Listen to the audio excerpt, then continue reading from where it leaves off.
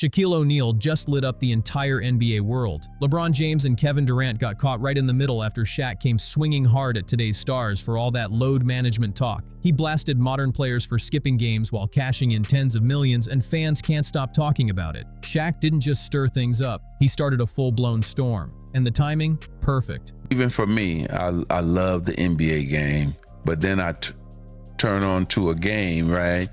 And then the stars are not playing because of load management. Because right before this, LeBron and KD were on their podcast laughing about Michael Jordan's era, brushing off everything the old school legends built. Well, now Shaq's had enough, and he's throwing heavy punches with no filter. Here's what had everyone's jaw on the floor. When someone asked Shaq about players resting during the season, he didn't dance around the question. Yeah, I'm 10, 12 years in, I got 4 MVPs and 4 championships, but do I still want to do this shit? You know what I'm saying? You know how hard it is. Some people say, I want to go play baseball. He went straight for the truth. Think about it. Shaq saying what a lot of people are scared to admit. The legends, the real foundation of the NBA, showed up every single night. They didn't have the advanced recovery gear, the elite medical teams, or the fancy training tech that today's players enjoy, and they earned only a tiny slice of what these modern stars make. Yet they still hit the court game after game. So when Shaq got asked if he thinks there are too many games in a season, his answer came out cold and sharp. Nope. If we had to do it, they got to do it too. No, because when I play hard all the time. You know, there's no turn it on here, turn it off here. It's just 110% it all. No pity, no excuses, just pure honesty. Those old school warriors played through pain, through exhaustion, through everything, and never complained.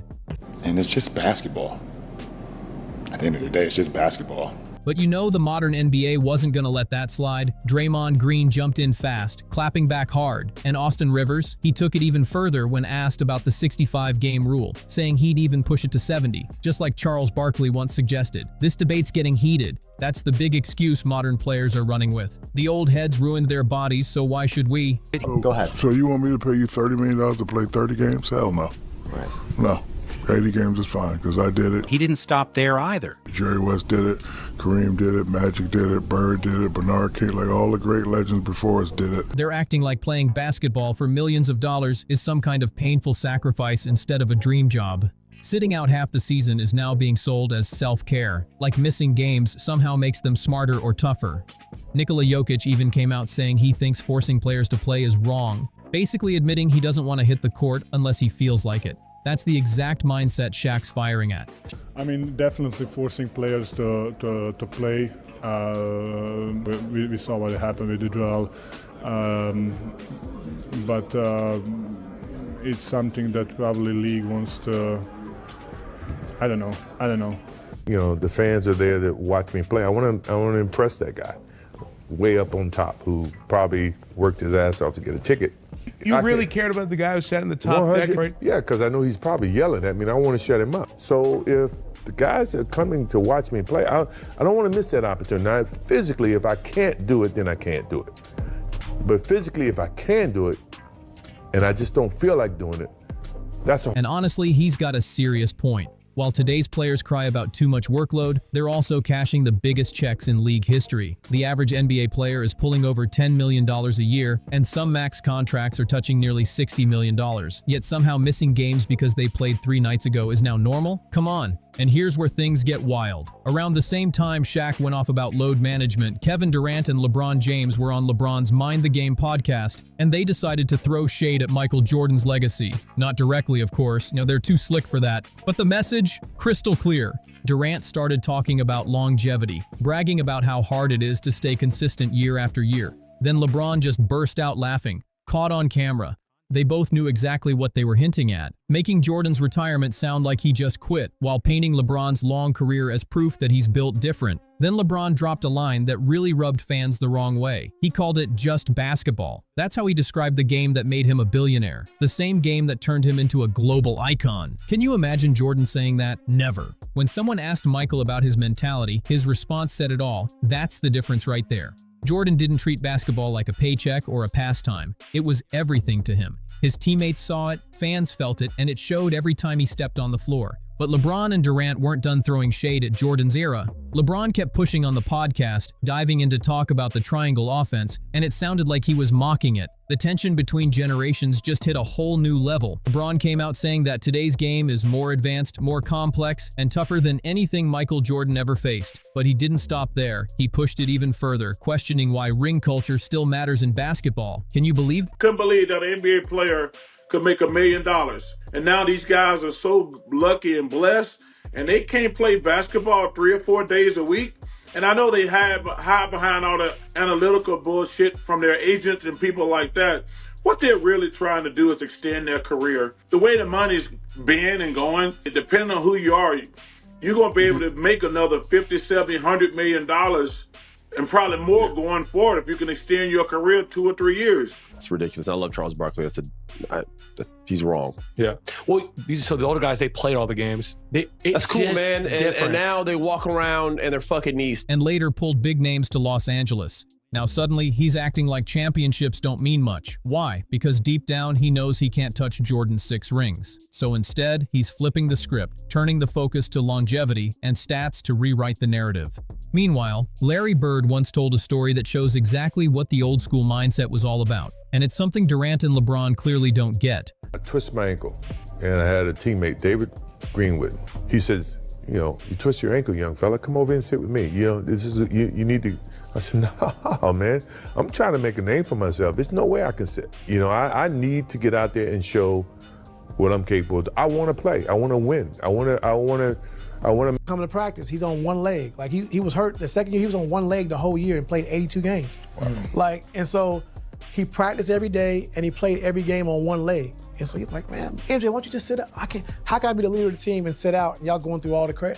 Bird understood that basketball isn't about pacing yourself for year 20. It's about leaving everything on the floor every single night. It's about diving for loose balls, playing defense till your lungs burn, and doing whatever it takes to win. That's why Bird's career only lasted 13 seasons. And Jordan's full seasons? Also 13. They pushed their bodies to the limit because winning meant more than comfort. LeBron even recently admitted he's been thinking about load management himself. First and foremost, I never wanted to miss a game because it was an opportunity to prove. The fans are there to watch me play. I want to impress. When someone asked him if playing all 82 games was still one of his goals, his response said it all. That's what separates Jordan from the rest. He understood that being an NBA player was a privilege, not a burden. You're making millions to play a game, so the least you can do is show up and give it your all every single night. Jordan took that responsibility seriously. He respected the grind, the fans, and the game itself. Tracy McGrady once said he knew if he ever sat out a matchup against a legend, there's no way I was gonna take load management when the guys I named yesterday are Kobe or AI, Paul Pierce, Vince, so those guys come into. Yeah, it's funny. Yeah, I don't know. I don't know why it's discussed so much in our sport and why it's the A-all, B-all of everything. He'd be disrespecting the competition and the sport. That's the old school mentality. No shortcuts, no excuses. But here's the part Durant's cute little comment about Jordan playing baseball completely missed. The real reason behind that move.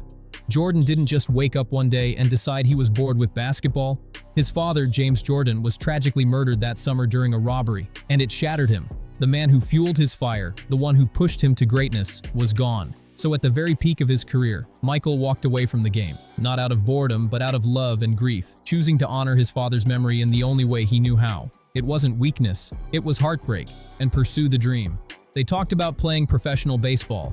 So when Durant casually throws out, some people play baseball with that smirk on his face. He's not just being ignorant, he's being disrespectful. He's reducing one of the most painful moments in Jordan's life to a punchline, and LeBron sitting right there laughing along, co-signed it. Let's talk about when Jordan actually retired. Was it after a first-round playoff exit? After getting embarrassed in the finals? No, Jordan retired. After winning his 3rd straight championship, he reached the absolute pinnacle of basketball and did something. Magic Johnson never did something, Larry Bird never did something, Isaiah Thomas never did, a three-peat. And he did it while dealing with the grief of losing his father. Now here's where it gets really interesting. Who's making these comments? Kevin Durant, one of the biggest quitters in NBA history in 2016. After losing to the Warriors in the playoffs, Durant joined them. He joined the team that beat him, the 73-win team that already had Stephen Curry, Klay Thompson, and Draymond Green. That move is widely considered the most spineless decision in league history, and it didn't stop there. Since leaving Golden State, Durant quit on Brooklyn, demanded a trade, couldn't handle the pressure.